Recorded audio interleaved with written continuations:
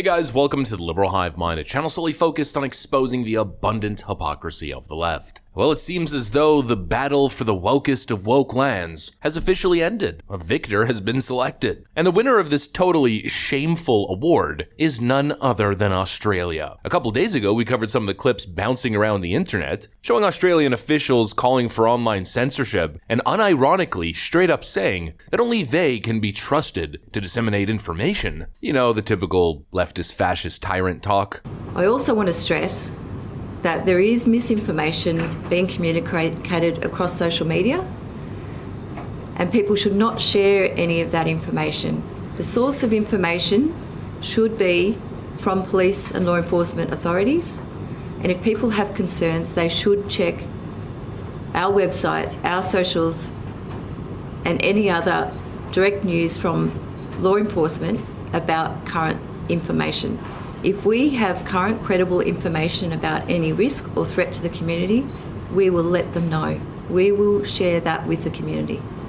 So please be assured that police will be the source of truth and not social media and misinformation. You're only allowed to get your information from one source, and that's us, says the supposed pro-free speech, pro-democracy leftists. What an absolute farce that is. They've shown themselves to be complete petty tyrants who stand opposed to some of the founding principles of Western civilization. But I guess that wasn't enough, huh? No, Australia had to take it to that next level. Now waging war against Elon Musk for refusing to censor Australian accounts at the behest of government officials. And get this, they're now unironically calling to jail him. This is how petty tyrants act when they lose control of narratives, when information that they don't want to spread spreads. Let's take a look at the fallen state of Australia. We've got some stuff to get into, so let's roll the tape. Alright, so I'm sure you guys are aware of what happened in Australia. There was a horrific attack, a terrorist attack targeting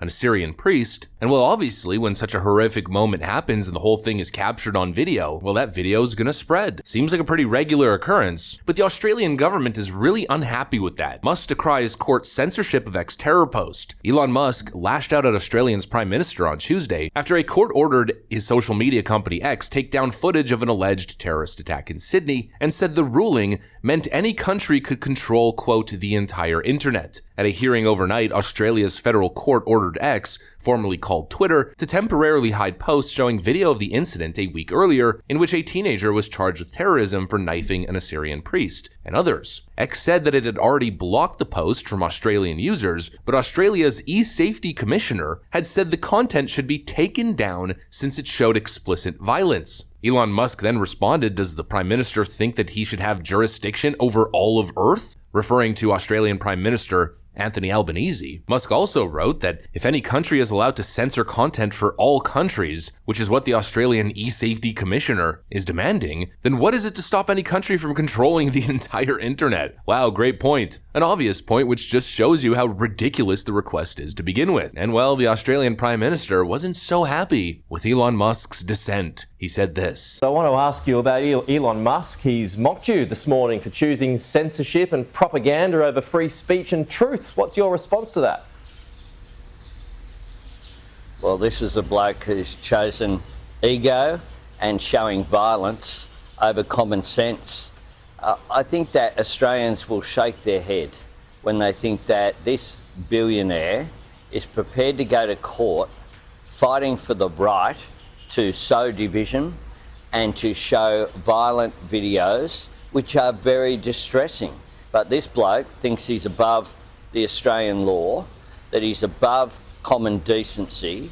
And I tell you what, I say to Elon Musk, that he is so out of touch with what the Australian public want. A bunch of ad hominem attacks targeting Elon Musk and a bunch of emotional nonsense arguments, essentially a massive hissy fit on air because he doesn't get to control what information flows around the internet. These people are so utterly ridiculous. X is a global platform, and people are going to post videos. If something happened, first of all, I think people have the right to see what happened if it was videotaped, but the idea that the Australian government can make a court ruling depriving the entire world of specific horrific content because they say so is the most ridiculous thing I've ever heard. They're throwing a little hissy fit because this video shows once again violence targeting Christians. And that, of course, has many people concerned, and they don't like that because it doesn't promote their narrative of diversity being our strength. Australia's government is completely out of control, and the things that some of these politicians are saying, well, some of it is just unfathomable. Take a look at this from Australian Senator Jackie Lambie. The alleged attack, and Elon Musk really showing contempt for the government and its approach on this issue. What's your take on the tech billionaire? So when it comes to the tech billionaire, like I've already said, I think he's a social media knob with no social conscience. He has absolutely no social conscience. Someone like that should be in jail and the key be thrown away. That bloke should not have a right to be out there on his own ideology platform and creating hatred,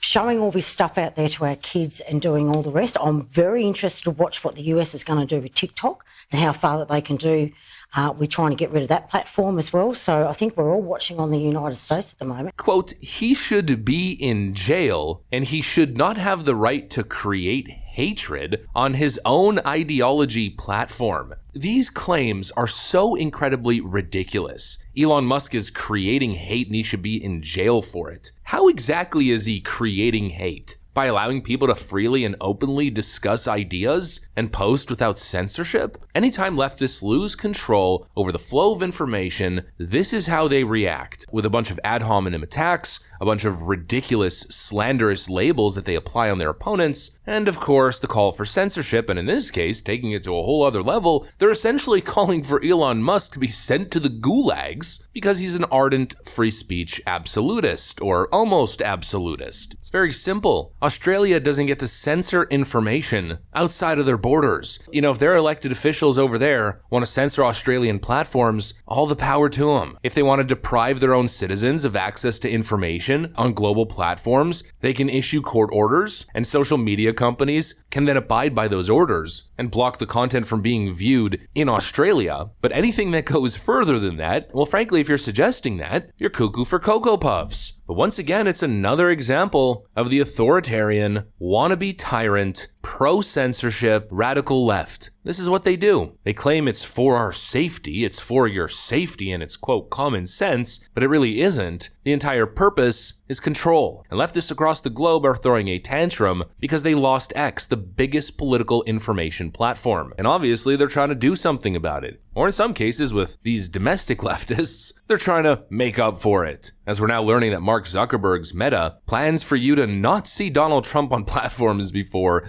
the next election. This is what leftists do. Whether it's locally or abroad, they thrive in information vacuums. They thrive off being able to control emotionally susceptible masses, and the only way that works is if those masses don't have proper access to the facts and to key information. They prove themselves to be tyrants once again, and the government of Australia is quickly becoming the biggest offender within that domain. Anyways, that's pretty much what I got for you guys. Elon Musk is the gift that keeps on giving. He keeps on delivering, whether that's taking on the Brazilian government and their regime's censorship ambitions, or the Australian government. Elon Musk continues to stand for freedom, freedom of speech, and freedom to access information. And obviously the powers that be aren't so happy about it. Thanks for watching, and I'll see you on the next one.